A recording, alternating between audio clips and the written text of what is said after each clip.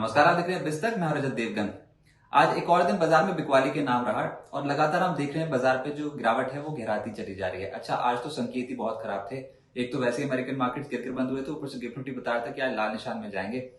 और हमने पिछले कुछ दिनों में बहुत बड़ी खरीदारी होती भी नहीं देखी है इंडेक्स स्पेसिफिक। अच्छा, आज कारण क्या था इतने बड़े संकेत जो नेगेटिव पड़ रहे थे उसका? कि यूएस और ईरान के बीच में जो समझौते के ऊपर बातचीत हो रही थी, जो भी हो रहा था, 60 दिन निकल गए भैया, कुछ नहीं कर पाए और डेडलाइन हो गई खत्म। अब ये बहुत बड़ा पंगा पड़ गया। कच्चा तेल एकदम से $91 के लेवल के ऊपर निकला हुआ था और आज तो ट्रेडर्स का मूड ही बिगड़ गया। शुरू ओपनिंग होते ही ऐसा लगा था कि झटका लगेगा और देखना होगा फिर कहां तक नीचे जाते हैं। तो आज ओपन हुए 24,223 के लेवल पे। 24,269 आज का दिन का हाई है, लेकिन उसके बाद जो गिरावट आई ना, वैसे तो मैक्सिमम जो डैमेज होता है वो 3:15 पे जो ये क्लोजिंग ऑप्शन सेशन का जो खेल होता है ऐसे में होता है, लेकिन आज के दिन का लो है 24,154 जो कि एनएसई की साइड पे दिखा रहा है, लेकिन 24,154 की क्लोजिंग भी है। और आप 3:15 पे देखना, इससे ज्यादा डीपली नीचे गए थे। तो 24,154 के लेवल पे क्लोज हो गया मार्केट। 132 अंकों की गिरावट देखने को मिली है और ट्रेडर्स में कन्विक्शन की साफ तौर पे कमी दिखाई दे रही है। रिजल्ट सीजन ओवर हो चुका है, खबरों के बलबूते कितना ही चढ़ जाओगे। अब कोई फ्रेश ट्रिगर की तलाश है। ऐसा लगा था कि भैया डोनाल्ड ट्रंप कुछ बात मान जाएंगे, ईरान वाले कुछ बात मान जाएंगे, दोनों के बीच में कुछ सहमति होगी, वैसा कुछ हुआ ही नहीं है और बहुत बड़ा पंगा पड़ा हुआ है। अच्छा, निफ्टी बैंक 57,262 के लेवल पे हो गया बंद, 235 अंकों की गिरावट के साथ। और सेंसेक्स 77,235 के लेवल पे हो गया बंद, 492 अंक गवाकर। और इसको अगर आप चार्ट्स के माध्यम से भी देखोगे तो साफ तौर पे पता चल रहा है कि फिसल पट्टी ऑन है। और अब तो आप 20 दिन की औसत के लेवल के नीचे जाके कन्विंसिंगली ट्रेड करना शुरू कर दिया है आपने। और आप गिनती भी करोगे तो 1 2 3 4 5 6 ट्रेडिंग सेशन तो ऐसे हो गए जब मार्केट में आपने लाल निशान की क्लोजिंग देखी है, गिरावट वाली क्लोजिंग। और अगर 11 दिन आप मान के चलो और 11 दिन जो है उसमें पिछले दिन के हाई के लेवल के ऊपर निकले ही नहीं हो, इस तरीके का ट्रेंड देखने को मिल रहा है। तो ये कोई बहुत ज्यादा कॉन्फिडेंस दिलाने वाला ट्रेंड नहीं है, अंडरस्टैंडिंग कोई बहुत ही अच्छी कुछ खबर जो है वो मार्केट पे डोमिनेट कर जाए। अभी तो लेने के देने पड़े हुए और ऊपरी स्तरों पर लगातार बिकवाली का दबाव बढ़ता चला जा रहा है। अब आज की देख लीजिए ना बात, निफ्टी के सिर्फ 10 शेयर चढ़े, 40 गिरे हैं। और ब्रॉडर मार्केट्स में यानी कि एनएससी में चढ़ने वालों की संख्या 1,555, गिरने वालों की संख्या 1,924। और ऊपर से निफ्टी पे जो चढ़ा उसमें था एक्सिस बैंक लगभग 1.25% ऊपर, मैक्स हेल्थ 1% ऊपर, एमएनएम, ग्रासिम, पावर ग्रिड जैसे जो कंपनियां, इनके स्टॉक्स हल्की खरीदारी यहां पर हुई। लेकिन गिरने वालों में आगे रहा टाटा मोटर पैसेंजर व्हीकल, 2.25% गिर गया। एशियन पेंट 2.25% नीचे, इन्फोसिस, विप्रो, एचसीएल टेक 2% नीचे और आईटी की तो बैंड बज गई। बहुत ही बुरी तरीके से आज इंडेक्स नीचे आ गया, इसने बाजार पर दबाव डाला है। एफएनओ गेनर्स में आपको नजर आएगा ट्यूब इन्वेस्टमेंट। ऐसा होता है इक्के दुक्के स्टॉक जो होते हैं ना मिड कैप कैटेगरी, कभी कभी उनमें मूव आ जाता है।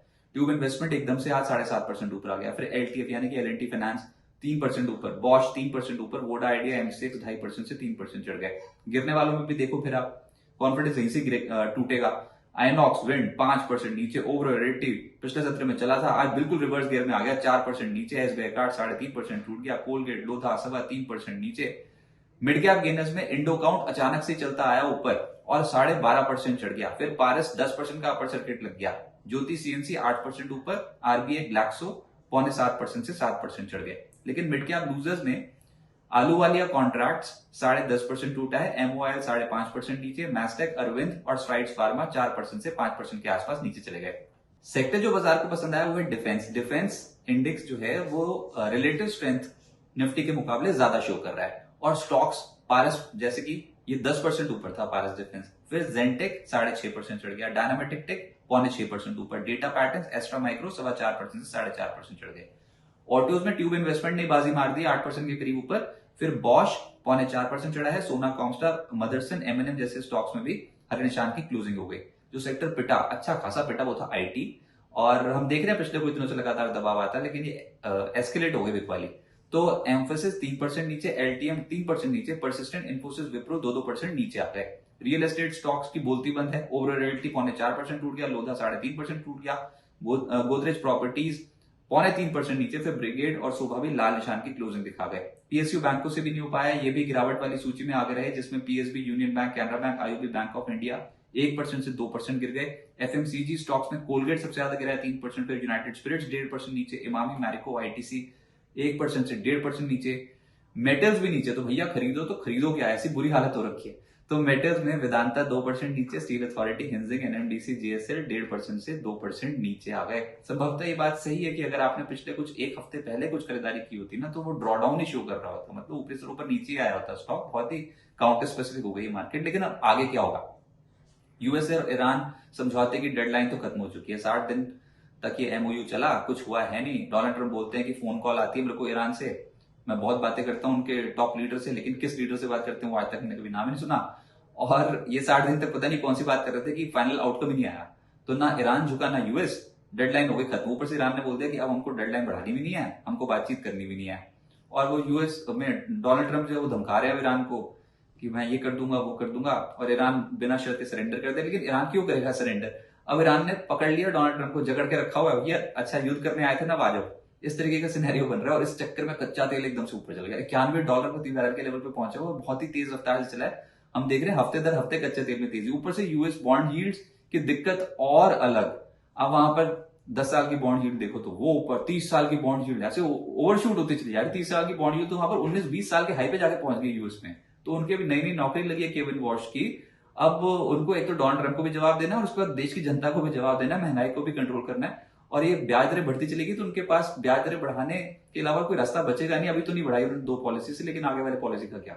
बड़ी बुरी हालत पड़ी हुई है। अब तो डोनाल्ड ट्रंप कुछ अच्छा अच्छा बोल दे, ईरान से कुछ बातचीत कर ले तभी बात बनेगी। लेकिन अभी लग रहा है कि बाजार में कुछ पेच फंस गया। 11 दिन से पिछले दिन के हाई के लेवल के ऊपर बंद नहीं हुआ निफ्टी, लगातार बिकवाली का दबाव है। 6 दिनों से लगातार गिरावट देखने को मिल रही है, लाल निशान की क्लोजिंग देखने को मिल रही है। 20 दिनों की औसत जब आप छोड़ा है एक बार 24,337, तो उस लेवल को अटेम्प्ट ही नहीं कर पा रहे हो, इतनी शक्ति नहीं है आपके अंदर। तो ये ट्रेंड नेगेटिव ही है, ऊपर से ऊपर दबाव वाला ही ट्रेंड है। कॉन्फिडेंस की कमी लगती है ऐसा लग रहा है, और हर उछाल पर बिकवाली होगी। अभी के तौर पे आप डाउन साइड के टारगेट्स तो दिखते हैं, अप साइड के दिखने मुश्किल हो जाते हैं। तो ठीक है, पहले सपोर्ट जोन टेस्ट कर लें, जहां पर आप आगे हो। गैप सपोर्ट है निफ्टी का, देखते हैं यहां पर समझ पाता है कि नहीं, समझना मुश्किल है, ये बात समझ में आती है। तो ऐसा लग रहा है 24,040 24,000 के लेवल के आसपास, क्योंकि ऑप्शन राइटर्स भी 24,000 के जोन को पकड़ के बैठे होगा ना, जो पुट राइटर होगा। तो वो जो जोन होगा ना वो बहुत इंपॉर्टेंट होगा। और ऊपरी स्तरों पर 24,230 24,270 पार करके दिखाओ। 24,270 इसलिए लग गया क्योंकि ये ना पिछले दिन के हाई के लेवल के ऊपर अटेम्प्ट ही नहीं कर रहे हैं हम पिछले कुछ दिनों से। तो आज के दिन का हाई भी यही है 24,270 के आसपास। तो नहीं जा रहे भैया अभी ऊपर इतनी आसानी से, जब तक कोई बहुत ही अच्छी खुशखबरी नहीं आई थी मार्केट में। उम्मीद करते हैं जल्दी खुशखबरी आ जाए। अगर आपको लगता है कि खुशखबरी आने वाली है तो कमेंट सेक्शन में बता दो। लेकिन बाजार में थोड़ा मुनाफा वसूली का दौर इस समय ज्यादा देखने को मिल रहा है।